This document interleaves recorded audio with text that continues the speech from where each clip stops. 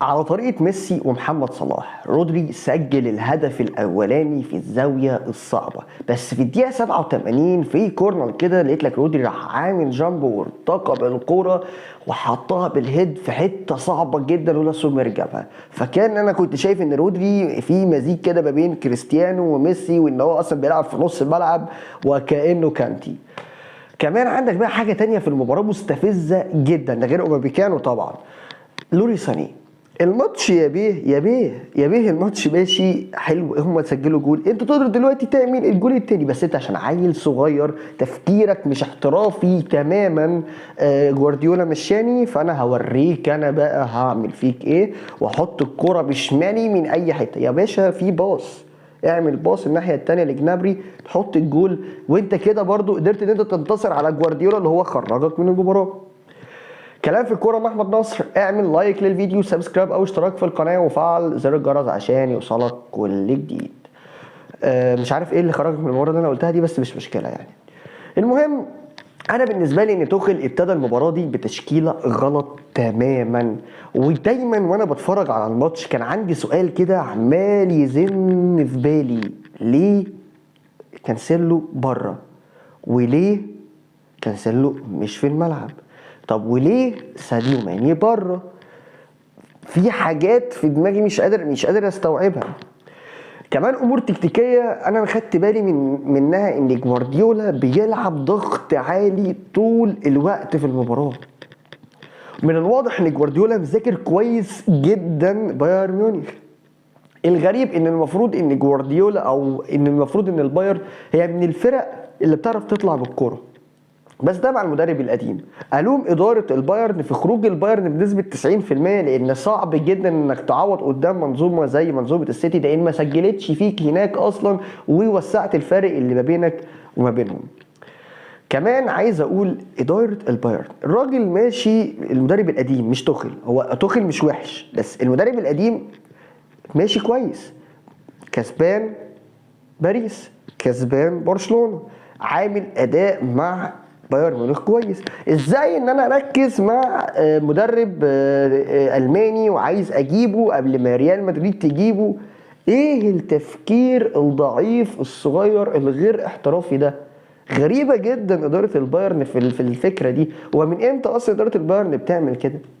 انا شفت لما تشيلسي عملت كده مع توخيل قدرت انها تاخد دوري الابطال، لكن في الوقت الحالي مش توخيل اللي نقدر نقول ان يقدر يكسب واحد بتفكير جوارديولا. ولا حتى نقدر نقول يعني انا التشكيله بتاعت البايرن انا ما فهمتش ليه، ما فهمت في حاجات كتير قوي، والتغييرات اتاخرت جدا. كان لازم ساديو ماني ينزل من بدري الدقيقه 55 الدقيقه 60 مش 75. عمال ابتديت تفكر ان انت يا رب هننزل مين الدقيقه 70، يلا هنسخنه. ايه الكلام ده؟ وما قدرتش تستغل ولا كوره، وما قدرتش ان انت تسيطر على الفرقه بتاعتك، بل بالعكس ده كمان انت قابلك سوء حظ بطريقه غير عاديه، زي ان ابو بيكانو دوت راجل اي حد بيضغط عليه، بياخدها منه اي حد. فلما كنت ممكن تعمل ان تحط بافارد في القلب وتنزل جو كانسيلو، وكنت ساعتها هتقدر يعني تكون الدنيا مظبوطه معاك اكتر من كده. انا بصراحه انا ما اقدرش الوم على توخيل، ما اقدرش الوم على اللعيبه، انا ما لومش في الماتش ده او في المباراه زي دي نهائي. يعني نقدر نقول ان هو مبكر. يعني اي ماتش قصاد البايرن، بايرن وسيتي، بايرن وريال، بايرن ونابولي، بايرن وباريس، اي حد قصاد البايرن ده نهائي مبكر. البايرن فرق من الفرق فرقه قصدي من الفرق الصعبه قوي ان انت ما يجيش في بالك او في خيالك ان هي ممكن تكون في النهائي. فانا الوم البايرن على التغيير المفاجئ الغير مبرر تماما للمدير الفني. كمان يعني بصراحه انا ما شفتش ان البايرن عمل صفقات قويه جدا يعني او تسد حاجه الفريق، زي مثلا عندك تشيلسي او ليفربول. يعني ليفربول رغم المستوى السيء ده لانها عندها موسم انتقالاتي حلو يعني كويس.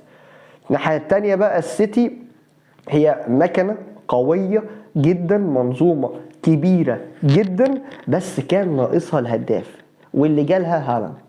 بس الغريب واللي انا ما كنتش متوقعه ان برضو بايرن ميونخ هي عباره عن لعيبه مكن اهداف، ما بيتوقفوش ابدا ان هم يحطوا جوان. فازاي انا شفت الضعف الهجومي لفرقه زي البايرن؟ واكتر حاجه حرقه دمي وانا بتفرج على الماتش ان انا مش عارف اقول مين السبب. يعني هل ده ذكاء جوارديولا؟ هل دي قوه لعيبه السيتي؟ ولا ده اخفاق لعيبه بايرن؟ ولا ده اخفاق توخيل؟ ولا ده غلط اداره البايرن؟ انا بصراحه كنت مستني ان انا اشوف مباراه يعني فيها 3 اهداف، بس ممكن نقول 2-1، يعني 3-3، 2-2، لكن المباراه تكون وان سايد جيم من ناحيه واحده بس. لا، دي ما كانتش في بالي وما كانتش في متخيلاتي. وزعلان جدا ان واحد من اقوى فرق اوروبا لما يعني يحصل فيه كده. بايرن اتهانت في الملعب، خط دفاع البايرن مجرد ما لاعب واحد بس من السيتي واحد يضغط عليه الدنيا بتتغربل، الدنيا حرفيا بتتغربل. الكارثه الكبيره، بيكانوا على فكره عامل مستوى او موسم مش وحش، فمش اللي هو هيشيل الليله او اللي هو نقدر نقول عليه ان هو غرق الفرقه، لا، كانوا عامل مباراه، قصدي عامل موسم كويس مع البايرن. فانا متضايق جدا من اداره البايرن على القرار المتخلف ده، ان انت تمشي المدرب الحالي عشان خاطر توخيل بيتفاوض مع ريال مدريد، فريال مدريد ما يجيبوش، فاضيع من تحت ايدي مدرب الماني. ايه العبط ده؟ ايه شغل 6 و6 ده؟ ايه ده؟ جمال موسيالا النهارده تقييمي ليه يعني بصراحه كان سيء جدا. تشكيله مان سيتي كانت موفقه جدا، حتى التغييرات رغم من يعني خروج احد اهم منظومه مانشستر سيتي وهو كيفن دي بروين لما خرج مصاب. انا شفت ان يعني التغيير بتاع لارافيس دوت ما حصلش اي حاجه، يعني الفاريز دوت نزل ما عملش اي حاجه. يعني قصدي ان هو ما اثرش بالسلب، بل دخل وسط المنظومه عادي جدا والامور مشيت عادي. توخيل ما قدرش يستغل ولا اي نقطه ضعف من عند فريق السيتي. كنت تقدر تلعب على ظهر اكا بسرعه كبيره جدا، كنت تقدر تحط لوري سانيه على اكا وتحط كومان الناحيه الثانيه وتنزل ماني في قلب الملعب وتحط تحتيه جنابري، كان هيبقى عندك مربع هجومي غير عادي مش هتقدر توقفه. ما اعرفش توخيل ليه عمل كده، مش مشكله خالص. ادي عندك مباراه جايه والبايرن ما ينفعش ان انت تطمن لفرقه زي البايرن، خصوصا ان دي من الفرق اللي هي بتعرف تحط 1 و2 و3 وتحط جوان كتير قوي بدون انها تزهق وبدون انها ما يعني تحس ان ده عادي ويلا نجيب الرابع والخامس. مولر كان المفروض يكون ليه دور اكبر بكتير جدا من اللي احنا شفناه ده. وبكده اكون انا خلصت كلامي عن مباراه بصراحه زهقتني جدا وضايقتني جدا ان انا مش عارف احكم عليها. يعني انا افرح للسيتي ان الراجل ده يعني الراجل ده دماغه كبيره جدا وقدر ان هو يخطف الماتش، ولا اداره البايرن اللي هي خلتني ان انا ما استمتعش الماتش زي دوت او اشوف فرقه بحضر يعني او بقوه يعني بايرن ميونخ بتخرج بالطريقه ديت.